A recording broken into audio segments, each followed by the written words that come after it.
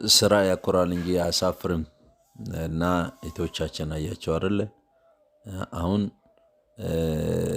መልክ አላቸው፣ ወጣቶች ናቸው፣ ግን ደግሞ ሰርተው ይኖራሉ።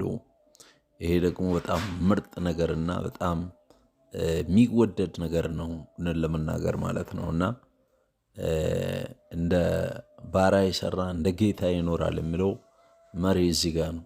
እንጀራዋ ግን በጣም በጣም በቃ ወረቀት ናት።